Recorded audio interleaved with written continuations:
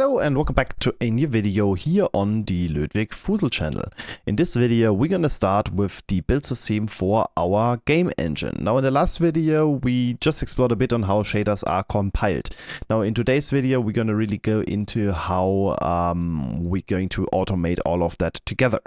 Now I told you that I was maybe going to manually compile the shaders and we need to find a way to attach metadata to that.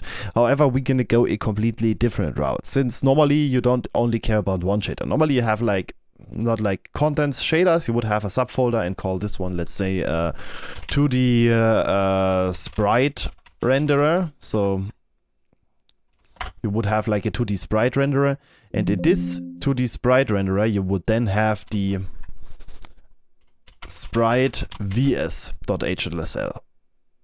So that's how you would normally do that. I mean, it's getting a bit convoluted now, but this is how you would normally do that. You would have like a shader program, and then you would have a vertex shader for that. You might have some include files that are required for that. You might have more shaders for that, and then you have like ending up with like 4 shaders or something, and maybe 2 includes, so header files.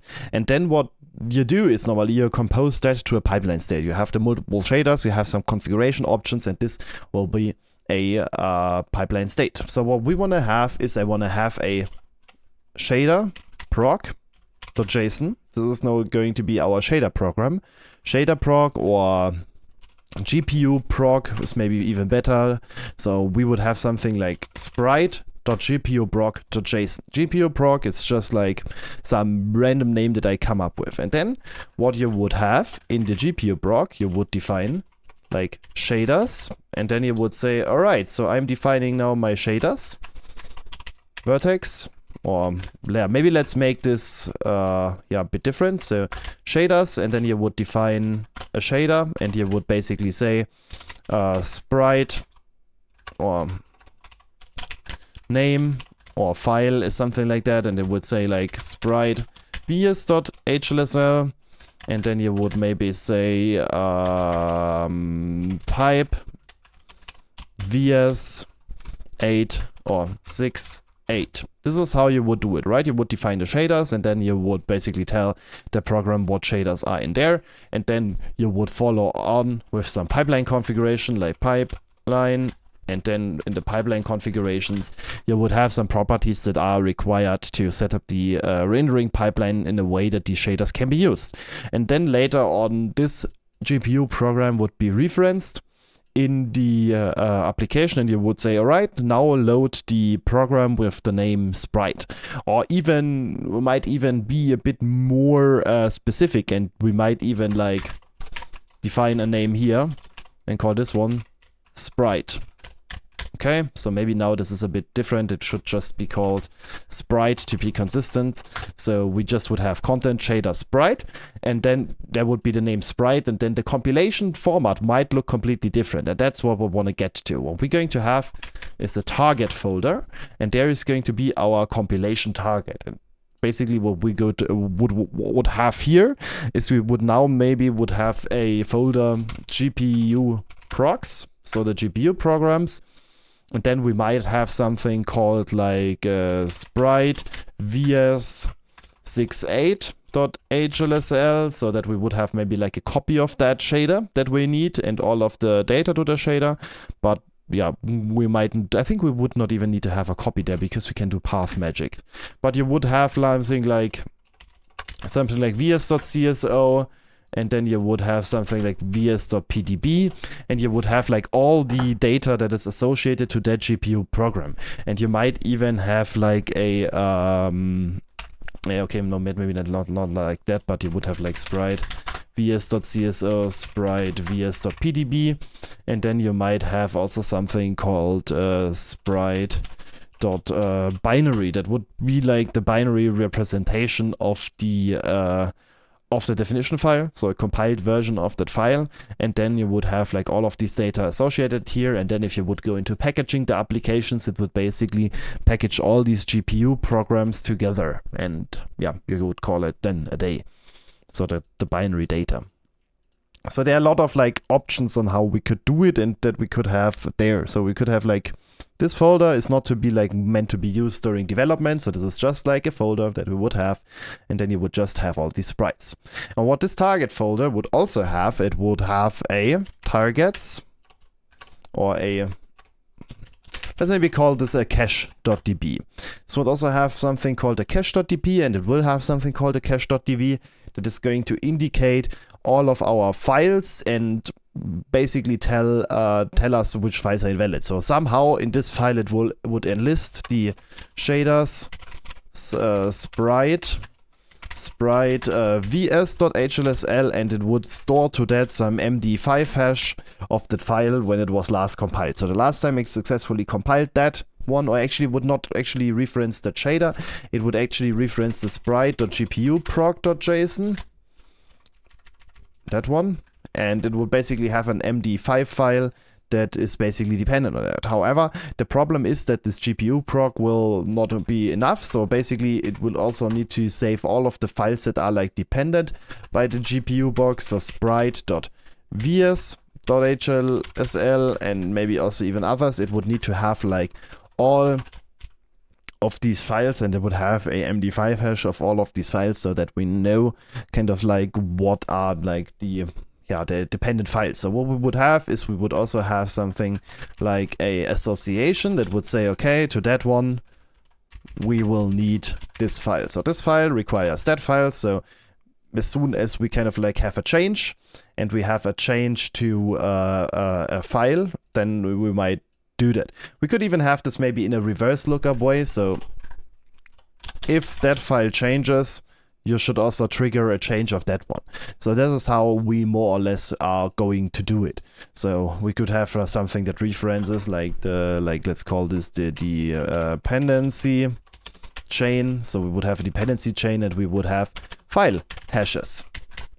And as soon as we are finished like a compilation, all of these file hashes are dumped in these cache.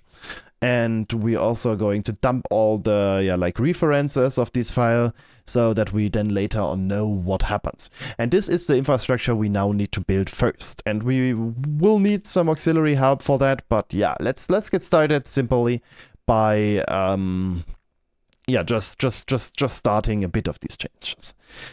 So okay. We are now going to need to build a build system. So we have the layer stack, the graphics. I have this kind of like in a quite plain and dumb hierarchy. Do I have it? Yeah. So I think we do need now a bit more intelligent way. So build system. That's something that we are now going to do. Okay. So inside of the build system folder, what I now want to do is I want to have the how do we want to call that? We want to call that one file.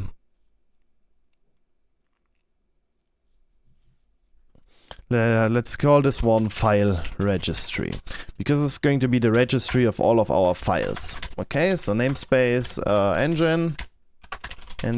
Okay, we're going to go in here, and we're going to have a class. Okay, maybe we're gonna have engine build system. Maybe let's put this one because it's like a dedicated subsystem in its own sub namespace. Okay, so let's create a file registry here. I mean, the file registry, maybe I hate prefixing stuff, but in terms of how C++ works, prefixing in the same compilation unit is something that you should really do. And if the file is prefixed, the class will be also prefixed. BS file registry, which makes the namespace a bit redundant, so if we are doing prefixing, at least we should remove the burden of the namespaces. Okay, so this one basically registers all files required for building. So the first thing that we need to do is we need to kind of like have a way to register files that need to be built. How are we going to do that? Well, we're going to define that. I'm going to write a struct and call this struct here BS regist or BS build description. So BS the build description. This is now a description on how a file is built. Okay, so how do we do that? We're going to encode a certain pattern that is required for the detection, And actually, this is going to be a regex, so we can directly start with this being a regex. So we're going to have a regex in here, which is the detector. Maybe let's make it like that, detector. This is going to be the file detector. So, detector that checks if the file requires building. Okay, so that's basically what we want. We want to detect if the file needs to be builded. Okay, so build description. Not descriptions, build description. Describes a build. A build. So this is describing a build. Now what we need to do is we're going to have a builder in there. So there's going to be a builder that needs to be associated with that. It's going to be a pointer, or actually it's going to be an std shared pointer, so that we have a certain builder. Or maybe we do not even do it like that. Maybe let's make it also registered. We are going to do an std string, and this is going to be the name of the builder. Name of the builder that performs the build step. Why is it going to be the name? Because I want to register them by the name, and I want to have kind of like a dual registry. I want to first have the descriptors as a registry and then maybe the builders. Or actually, I'm not sure, because normally you're always going to have like one detector and one builder. Maybe we can directly register this as a pointer. Void builder. Okay, so we're gonna replace this with the proper pointer, don't worry. Actual instance of the class performing the build step. Okay, so we of course need to define the builder. So bs builder, bs builder.h. So we're going to have that one, namespace, engine class bs builder. That's going to be a very simple class, and that builder is going to have a public interface that's defined here, and then it will have a protected API set that is virtual, and it will have some private data attached to it. The public interface, first of all, we're not going to have any constructors, so a default virtual destructor, that's important. And then we're going to have a void reset. That's also a very important function we're going to have and later on need to implement, which is basically resetting the builder after one build step has been completed and reflected, because our builds now need to be having some kind of reflection. So we're going to have some MD5 hashes that are going to be computed while the builder is running, and we're going to have some dependency chains running while the builder is running. So basically the builder will offer some interface to its superclass, a protected interface as well. And these protected interface, actually we're going to have two protected sections.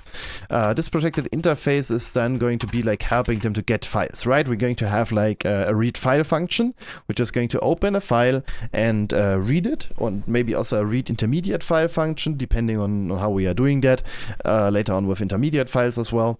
As well as like maybe also functions to to kind of like resolve file passes. So where is the file going to be placed, so that we can have like the right path to the shader compiler to give it the right path where we stored it, and also some informations on where the file is located, so that we can make sure that the paths are set up correctly, so that graphic debuggers are not going to have too much problems finding where our sources actually live, which is really important, because well, they need to know where the sources are in order to do their work and where the PDBs are. So we're going to have some interface here, and yeah, we also of course going to have some options. So first of all, I'm going to also have a virtual void on reset.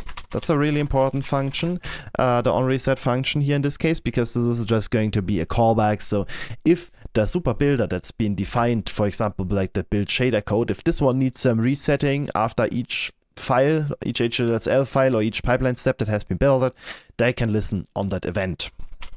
Let's add some documentation. The BS builder base class for object building. Okay, so this is basically the builder. We can already start and create a source file for this. We can go in and maybe already implement the reset function. Oops, I didn't want to rename. I want to reset. So first of all, we're going to call on reset, and then to do internal reset. That's what we want to do. Okay, so that's it basically for now. I don't want to go too much further with that one. Let's jump back to the file registry so that we can now include the builder. So hashtag include, and we should do it like that if we follow our pattern. Game engine, core build system BS builder. And what we're going to have is, we need memory for that. Memory, okay. So we're going to have a unique pointer, a std unique pointer to our BS builder. And then we have our builder that performs the build step. So now we have a detector, a regex pattern that detects if that file should be handled by that certain builder. And then we have the actual builder here. Okay, so how does the registry work? Well, the registry will have these associated in a vector. So private is going to have an std vector of BS build descriptions. So descriptions, or let's call this one build desks. So the build descriptions, and then the public interface will be a void. I think we're going to need a move constructor for that one. I mean, like shared pointer would help, but I think we're just going to make a move so that you need to move that to register the builder. So we're going to have a void register builder, and then we're going to have a BS build description in here. Registers a builder by moving it into the scope of the registry. So that's basically what it does. Descriptor that shall be moved, and by moving it we can assert that the unique pointer is still intact. Because it's a unique pointer, we need to move here. Okay, and let's go in here, and oh, there should be plural build desks, so multiple of them. Desks dot pushback the std move of desk, and this should move everything together to be intact. We could have maybe a ordered one, but I don't know. I think ordering is not maybe so cool here. Okay, so this is basically how I wanna do that. Maybe we should have it as a shared pointer. I think a shared pointer. Maybe let's put this, even though I don't like to overuse shared pointer, maybe let's use it as a shared pointer, because then we don't need move, and what I am doing now, which would allow us to just detect the files once and then cache them how they are detected after, so that we just need to scan the solution directory once. It's going to be, I think, a bit better if we do it like that, like here. So we have a const reference and then we make a copy of that. Register the builder. I think it's a better way to do it like that, right? Okay. So now what we need to do is we need to scan the directory and kind of like detect it. So scan directory. Scan directory. That's a function. And this is going to get a file system, there we go. And basically what we're going to do is a const std file system path reference dir. Scans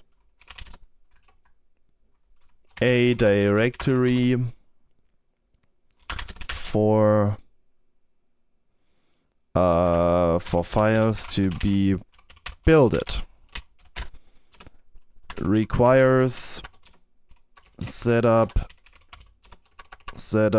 of builders. So first we need to define the builders and then we can scan them. So directory to scan. Okay, so that's the directory that we want to scan. Okay, so let's go in and implement it. So what we're going to do is for auto reference file, I think we can do it const auto reference file and std recursive std file system recursive directory iterator in directory. We can just recursively iterate over all files. And what I simply just want to do is maybe just quickly echo out the path. Do we have spd log in there actually? Did we kept that? I think so, right? Yeah, we kept spd log.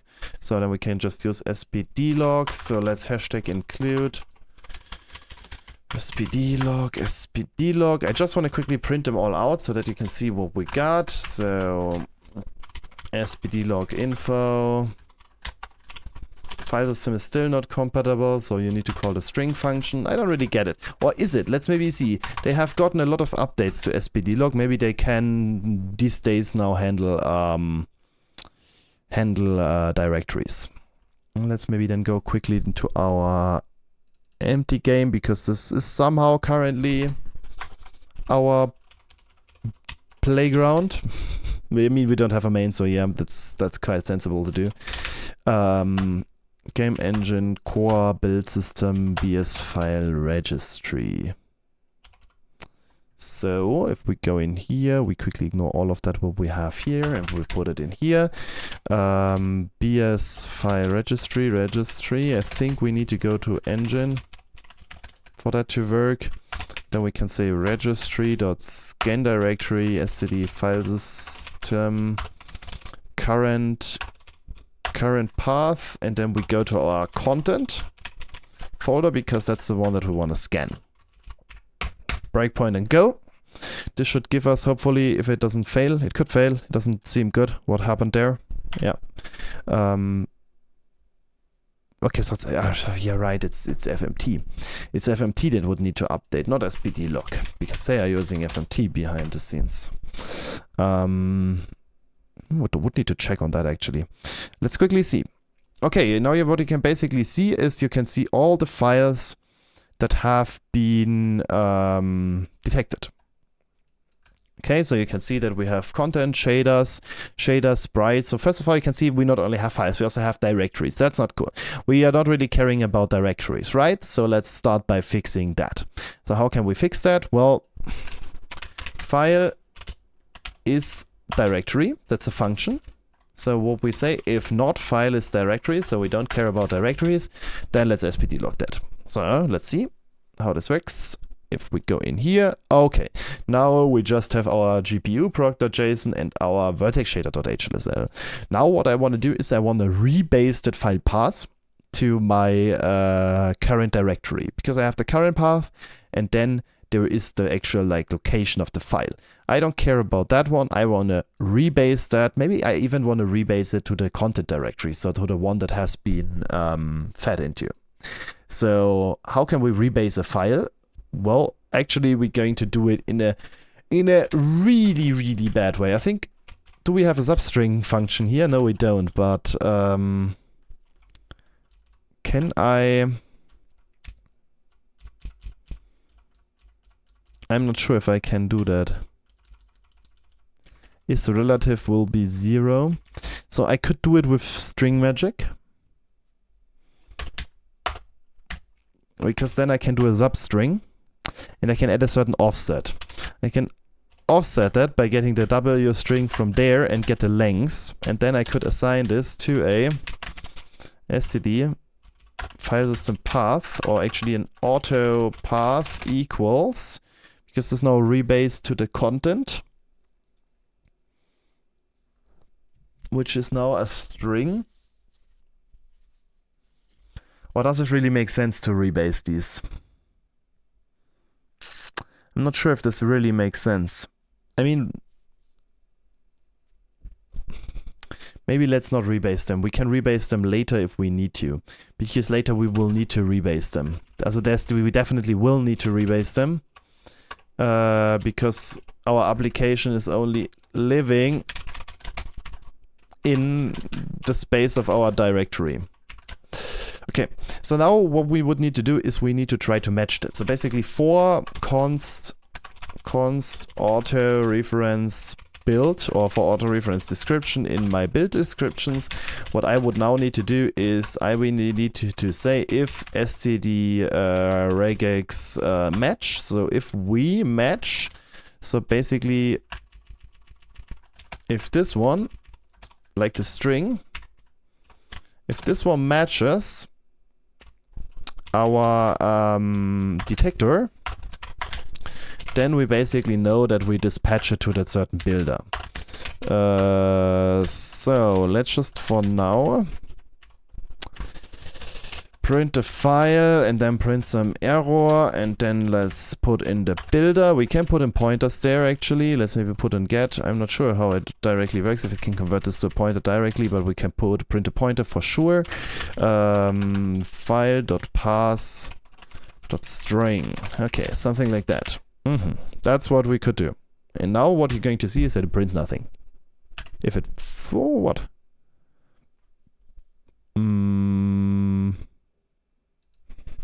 But a pointer can normally be printed. Or does it need to be a void pointer to be printed? Could be. Yeah, it needs to be a void pointer. Now what you're going to notice is that we are no longer printing stuff. Why are we no longer printing stuff? Well, because we don't have a builder for that kind of file. So now let's start by registering ourselves the first builder. So, okay, let's register builder. We could, I think, maybe make a regex like that. I hope so. Otherwise, we need to explicitly call the constructor.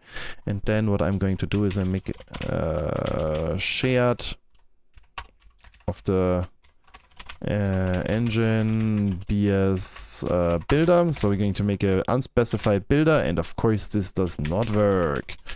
So we need to explicitly make a regex out of that. Okay.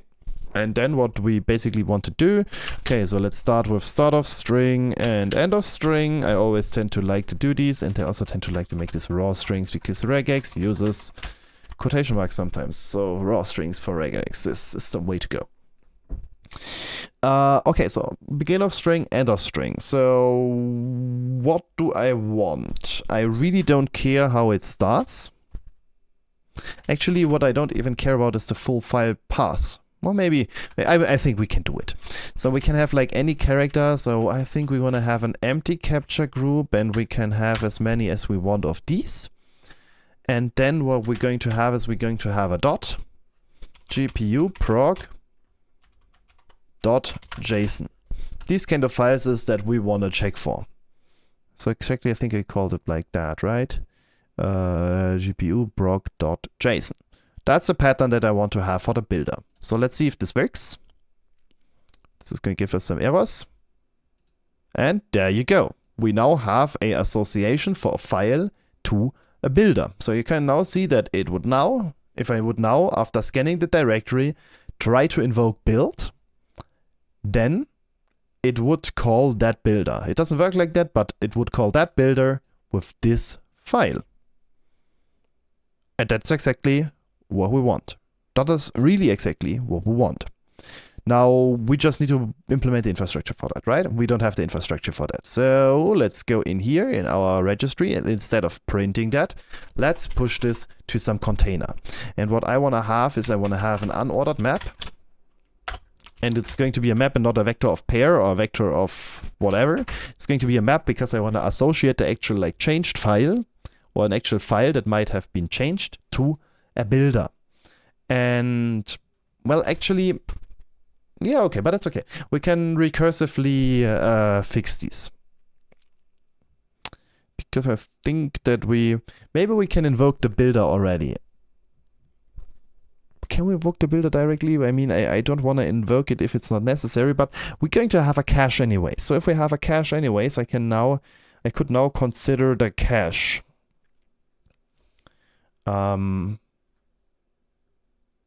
Yeah, I could later on, I would need, after scanning the directories, I would then need to consider the cache to load everything that we don't know. So after that is we would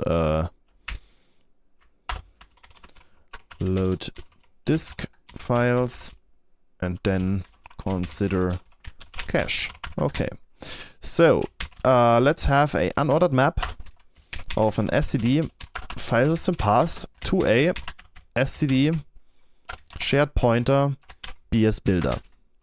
That's what I want to now have, and this is going to be my build map. Or my builder. So yeah. Let's call this one, how do we want to call this one? File to builder. Let's just call this file to builder. That's a really sensible thing to do. Actually, with the consider cache, it doesn't work as straightforward as I was just imagining. So let's just go to my file to builder, and let's just put something to file dot I don't like what you're doing, Visual Assist. To file.parse, I want to put the builder in here. So basically what I want to do is that. And if I run that, now it's more or less working the same because I just replaced it. Warnings? I don't know. Okay, so if I go to the registry file to builder, we should now have the association to the shared pointer, which we have with two strong references now because they are once registered and they are in there. So that's definitely good. Okay, so scan directory. This one works. And it works all the time. I could call it multiple times, it would not really change how it does, and that's important because if the directory changes, so if we have any file that is added or later on placed to a directory, we would need to scan that again. That's really important. Okay, so there was a notification popping up. So it's really important that we iterate over this multiple times. And this is actually already the first step that we need to prepare for that. Now, actually, since the video is already quite long, I think we might also stop here and separate that into the next video where we actually going to, are we trying to already go into invoking a builder and try to start with the builder? No, maybe let's next time first start a bit with the cache. I want to have the cache infrastructure already ready. Or we're going to write a builder. I don't know. I think caching doesn't really seem like the first thing that you would want to go to. But yeah, since we need MD5 hashes, maybe we gotta talk about that. We're gonna see next video. I'm gonna think a bit about how we're gonna continue on with that. But maybe we're gonna go into caching, or maybe we're actually gonna go and specify this builder a bit so that we can actually start building the file, like invoking the builder with the actual like paths and things like that. Yeah. Okay. So yeah, then thank you for watching. See you in the next video. Make sure to like and subscribe, and have a nice day. Bye.